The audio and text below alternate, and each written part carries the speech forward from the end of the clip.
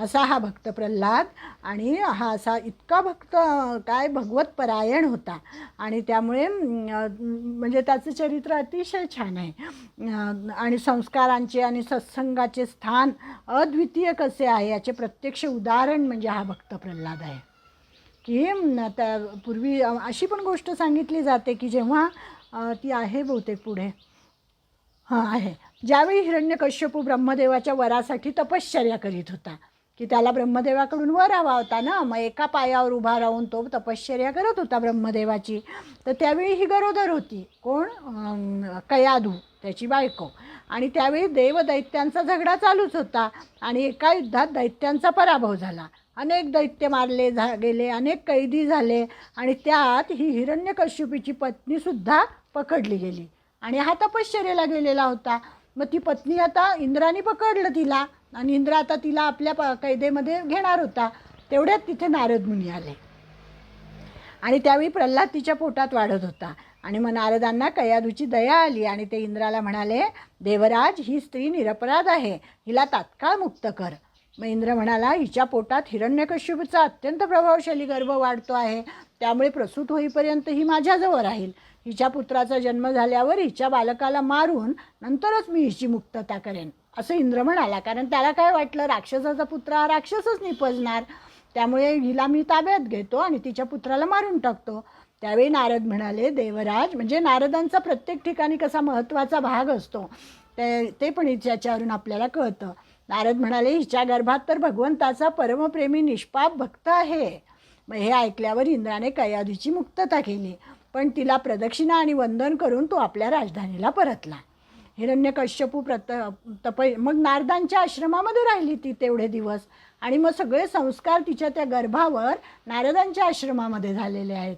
आणि तेव्हा म्हणजे आपण जे म्हणतो गर्भसंस्कार, त्या ठिकाणी तिच्यावर ते उत्तम गर्भसंस्कार झालेले आहेत. हिरण्यकश्यपू तपश्चर्या करून परतेपर्यंत कयाधू नारदांच्या आश्रमात राहिली. तिच्या पोटातील गर्भावर कृपा करण्यासाठी नारदांनी कयाधूला उत्तम उपदेश केला. हिरण्यकश्यपूच्या सहवासात त्या उपदेशाचे कयाधूचे संस्कार क्षीण झाले.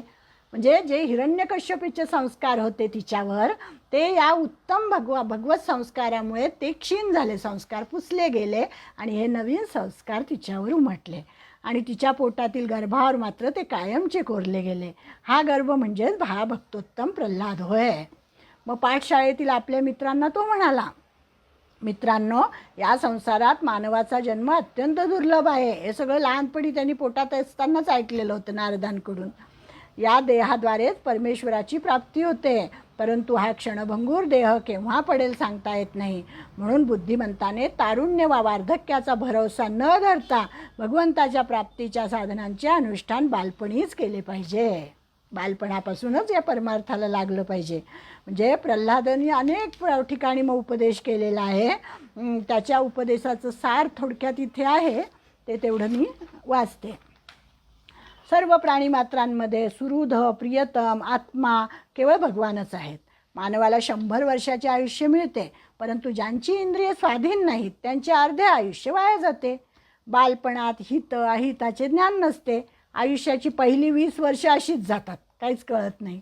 वार्धक्यातली 20 वर्षही वाया जातात, कारण हातपाय थकलेले असतात. म्हणजे यातून थोडके आयुष्य हाती राहते, परंतु घरदाराची स्थावर जंगमाची आसक्ती इतकी असते की उरलेले आयुष्यही वाया जाते. आणि ते होऊ नये म्हणून भगवान विष्णूला शरण जाणे हे श्रेयस्कर होय. भगवंताला वश करण्यासाठी फार परिश्रम करावे लागत नाहीत, कारण भगवंतच समस्त प्राणीमात्रांचे एकमेव आश्रयस्थान आहे. त्याची सार्वत्रिक सत्ता आहे, स्वयंसिद्ध रूप आहे. ब्रह्मदेवापासून अतिसूक्ष्म मुंगीपर्यंत, आपण म्हटलं मुंगीपासून ब्रह्मदेवापर्यंत सगळ्यांचा आत्मा म्हणजे परमेश्वरच आहे. मग असा हा परमेश्वर सगळ्यांमध्ये विराजमान आहे. सौंदर्य, माधुर्य, ऐश्वर्याची खाण आहे. हा परमात्मा म्हणजेच भगवान विष्णू अनिर्वचनीय आणि विकल्परहित आहे. हे सगळं प्रल्हाद सांगतोय. प्रल्हादाने केलेला हा उपदेश आहे. सर्व प्राणीमात्रांनी आपली आसुरी संपत्ती म्हणजे दुर्गुण टाकून द्यायला पाहिजे आणि दैवी संपत्ती धारण करायला पाहिजे, असं प्रल्हाद सांगतो. म्हणजे भगवंताला वश करण्याचा सुंदर मार्ग हा भक्ती मार्ग आहे. प्रल्हादाने भक्ती मार्ग सांगितलेला आहे आणि त्या नवविधा भक्ती म्हणजे श्रवणम कीर्तनम, श्रवण ही पहिली भक्ती सांगितलेली आहे. प्रल्हादाच्या उपदेशामुळे पाठशाळेतील सर्व विद्यार्थ्यांच्या चित्तातही परिवर्तन झाले. मग हळूहळू त्याच्याबरोबरची जे मुलं होते त्यांनाही हेच सांगायचा तो. आणि हिरण्यकश्यपूनी कसं केलं होतं की त्या गुरुकुलामध्ये स्वतःचा पुतळा तयार केला होता आणि आमचा देव म्हणजे कोण, आमचा ईश्वर हा हिरण्यकश्यपू आहे असं सगळ्या मुलांना शिकवलेलं होतं. परंतु ह्या प्रल्हादाने मात्र त्यांना वेगळं ज्ञान दिलेलं आहे. त्यांना विष्णूची भक्ती करायला लावलेली आहे आणि अर्थात केवळ निर्मळ प्रेमशुद्ध भक्तीनेच हरिप्रसन्न होतो. अन्य सर्व मार्ग केवळ विडंबमृत म्हणून त्याज्य आहेत असं सांगितलेलं आहे. मग हिरण्यकश्यपूला हे कळलं. हळूहळू त्याच्याकडे जातातच ह्या बातम्या आणि मग तो परत खूप उसळतो, खूप रागवतो आणि तो आपल्या पुत्राला म्हणतो, मूर्खा, तू तर अत्यंत उन्मत्त झाला आहेस, तू स्वतः नीच आहेस, आता आपल्या कुलाला कलंक लावायला प्रवृत्त झाला आहेस, इतर बालकांची बुद्धी नासवतो. मी आजच तुला यमाच्या घरी पाठवतो. माझ्या नावाने त्रिभुवन आणि सर्व लोक भीतीने कापतात. मूर्खा, तू कोणाच्या बळावर माझ्या आज्ञेचे उल्लंघन केले आहेस. एवढं सगळं वडील बोललेले असताना प्रल्हाद अतिशय शांत आहे आणि तो म्हणतोय, दैत्यराज, सर्व चराचर सृष्टीवर भगवंताची सत्ता चालते.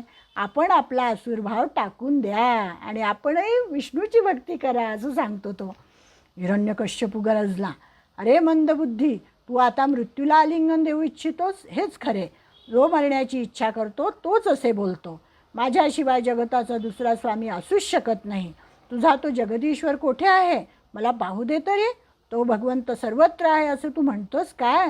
मग तो या राजप्रासादाच्या स्तंभात आहे का? पाहतोस तुझा हरी तुझे कसे रक्षण करतो ते. आपण लहानपणापासून ही गोष्ट वाचलेली आहे की या खांबामध्ये तो आहे का असं हिरण्यकश्यपू विचारतोय.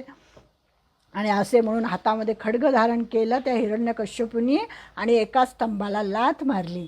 त्यावेळी प्रचंड कडकडाट झाला आणि स्तंभ फोडून साक्षात नृसिंह प्रगट झाला. मग यांनी वर मागितलेला होता ब्रह्मदेवाकडे की मला खाली नको, वर नको, माणसाकडून नको, प्राण्याकडून, कोणाकडूनच मरण नको. तर मग तो नृसिंह म्हणजे अर्धा नर अर्धा सिंह असा प्रगट झाला. तो नरही नव्हता, पशुही नव्हता आणि करकरीत तिन्ही सांजेच्या वेळी उंबऱ्यावर आत नको, बाहेर नको सांगितलं होतं, सकाळी नको, दुपारी नको, रात्री नको म्हणून सायंकाळी. आणि उंबरठ्यावर हिरण्यकश्यपूला आपल्या सामर्थ्यशाली पंजामध्ये पकडलं. कारण शस्त्रांनी नको, अस्त्रांनी नको म्हणून नखांनी त्याचं पोट फाडलेलं आहे आणि त्याला मुक्ती दिलेली आहे. ब्रह्मदेव, रुद्र, इंद्र, ऋषी, पितर, सिद्ध, विद्याचर या सर्वांनी नृसिंहाचा गौरव केल्यावर प्रल्हादाने साष्टांग दंडवत घातलं आणि अश्रुपूर्ण नयनांनी नृसिंहाची स्तुती गायली. हे भगवान, धन, कुलीनता, रूप, तप, विद्या हे सगळे गुणही आपले यथार्थ रूप गाऊन आपल्याला संतुष्ट करण्यास समर्थ नाहीत. इतकी सुंदर स्तुती त्या छोट्या बालकाने केलेली आहे आपल्या भगवान विष्णूंची म्हणजे त्या नरसिंहाची. आपण जर गजेंद्राच्या शुद्ध भक्तीवरही संतुष्ट झाला होता, त्यामुळे अयोग्य, अपात्र, अनधिकारी असूनही मी आपल्या महिम्याचे वर्णन करण्याचे धाडस केवळ धैर्यापोटी करतो आहे. हे भगवान, आपण तर सत्वगुणाचे आश्रय आहात. ब्रह्मादी देवता आपले भक्तच आहेत. ज्या असुराला मारण्यासाठी आपण क्रोध धारण केलेला होता तो असुर मारला गेला आहे. तेव्हा आपण आता शांत व्हा. कारण ते भयानक त्यांना राग आले. आवेशा अवतार आहे ना, भगवंताचा आवेशा अवतार म्हणजे नृसिंह अवतार आहे. अतिशय त्यांचं रूप असं भयानक रौद्र रूप होतं आणि ते शांत व्हायलाच तयार नव्हते. तेव्हा प्रल्हाद, लक्ष्मी माता स्वतः आली तरीसुद्धा तिने त्यांना ओळखलं नाही. ती म्हणाली, नाही नाही, हे नाही आमचे पती असं म्हणाली. पण भक्त प्रल्हाद त्यांच्या मांडीवर जाऊन बसला आणि त्यांना आपल्या शब्दसुमनांनी त्यांची स्तुती केलेली आहे आणि त्यामुळे ते शांत झालेले आहेत. भयातून मुक्त होण्यासाठी भक्तजन आपल्या या रूपाचे सदैव स्मरण करतील. पुरुषोत्तमा, मोक्षाची 10 साधने प्रसिद्ध आहेत. मौन, ब्रह्मचर्य, शास्त्रश्रवण, तपस्या, स्वाध्याय, स्वधर्मपालन, शास्त्रांची व्याख्या, एकांत सेवन, जप, समाधी ही सगळी कशाची? मोक्षाची साधनं आहेत. आणि तथापि इंद्रिय वश नसतील तर त्यांचा उपयोगच नाही. भक्तीने इंद्रिय जय होऊ शकतो. भक्ती कशासाठी करायची तर आपल्या इंद्रियांवर संयम.